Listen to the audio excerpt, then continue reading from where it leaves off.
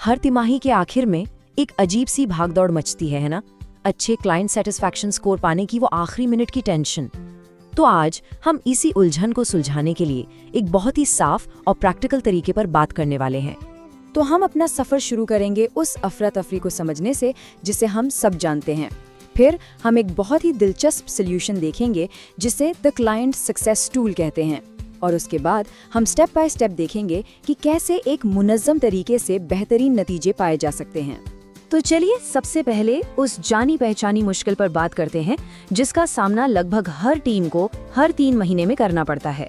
कभी सोचा है कि ऐसा क्यों होता है? मतलब क्लाइंट से फीडबैक लेना इतना तनाव भरा क्यों बन जाता है, वो भी हमेशा लास्ट मोमेंट पर? ये एक बहुत ही आम परेशानी है और इसका जवाब असल में हमारे काम करने के तरीके में ही छिपा है। देखिए, होता क्या है, एंगेजमेंट लीड भाग दौड़ में लग जाता है, पीएमओ ऑफिस में टेंशन बढ़ जाती है और टेक्निकल लीड को तो पता ही नहीं होता कि ये सब अचानक से कहां से आ गया।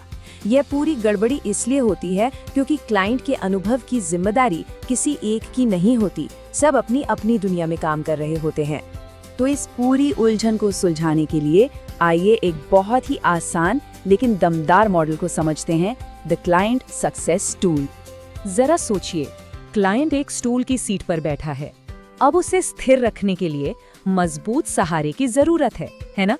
वो सहारा है इस स्टूल के 3 पैर, और ये 3 पैर कोई और नहीं बल्कि टीम के 3 सबसे जरूरी लोग हैं। और यहाँ हर पैर की अपनी एक खास भूमिका है, ये समझना बहुत जरूरी है।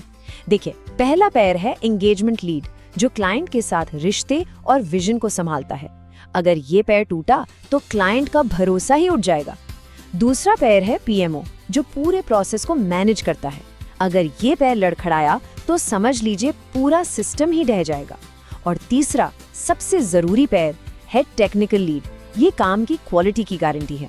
अगर ये पैर कमजोर हुआ तो क्लाइंट को अच्छा काम मिलेगा ही नहीं। तो ठीक है, ये तो समझ आ गया कि ये क्लाइंट सक्सेस टूल क्या है, पर सवाल ये है कि इस मजबूत स्टूल को बनाया कैसे जाए।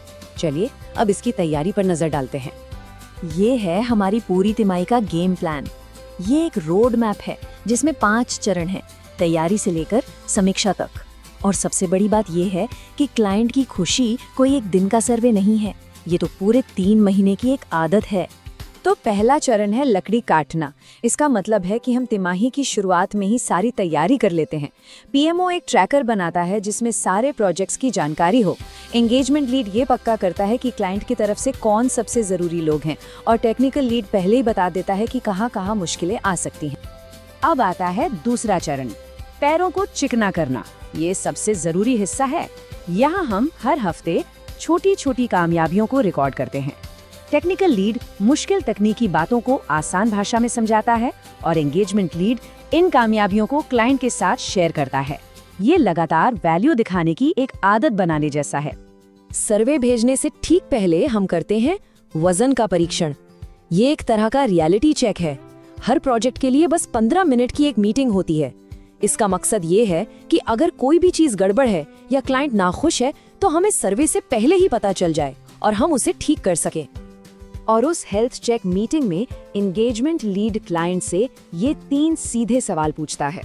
ये सवाल इतने असरदार हैं कि इनसे हमें एकदम साफ और एक्शन लेने लायक फीडबैक मिलता है।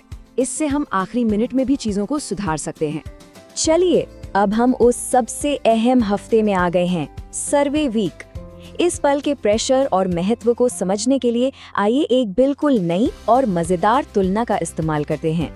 सोचिए कि हमारी टीम एक शानदार रेस्टोरेंट की किचन टीम है और सर्वे भेजना मतलब एक बहुत ही खास डिश को एक वीआईपी मेहमान के सामने पेश करना।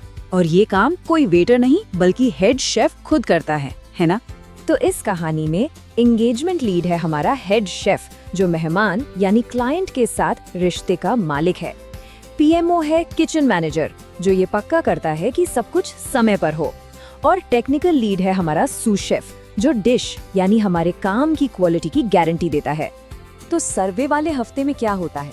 पीएमओ उस तिमाही की सबसे बड़ी कामयाबियों का एक छोटा सा सारांश तैयार करता है।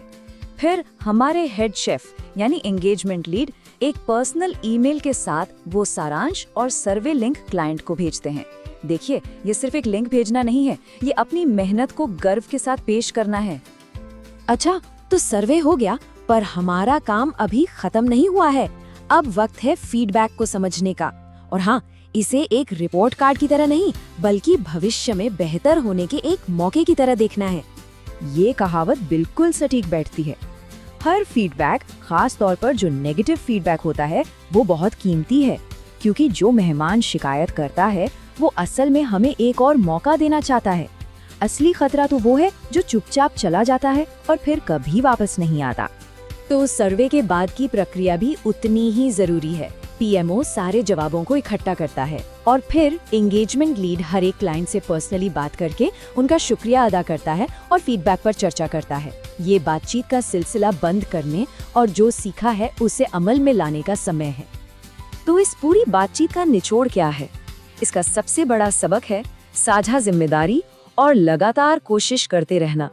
कामयाबी का राज किसी की सीनियरिटी में नहीं है, बल्कि इन 3 छोटी छोटी आदतों में है। पहला, निरंतरता, यानी हर तिमाही ये प्रोसेस दोहराना। दूसरा, हर हफ्ते छोटी छोटी सफलताओं को नोट करना। और तीसरा, हमेशा क्लाइंट और अपनी टीम के साथ फॉलो अप करना। ये अनुशासित आदतों का ही खेल है। और आखिर में ये बात सब कुछ साफ कर देती है। स्टूल को फर्क नहीं पड़ता कि कौन सा पैर किसने बनाया। क्लाइंट को बस एक ही बात से मतलब है कि वो गिरा या नहीं। अंत में सिर्फ क्लाइंट का अनुभव ही मायने रखता है, और ये हम सब की साझा जिम्मेदारी है। तो अब ये सवाल अपने आप से पूछने का है। जरा अपनी टीम और अपने प्रोजेक्ट्स के बारे में सोचिए। क्या आपके क्लाइंट सक्सेस टूल का हर पैर अपनी जगह पर मजबूत है?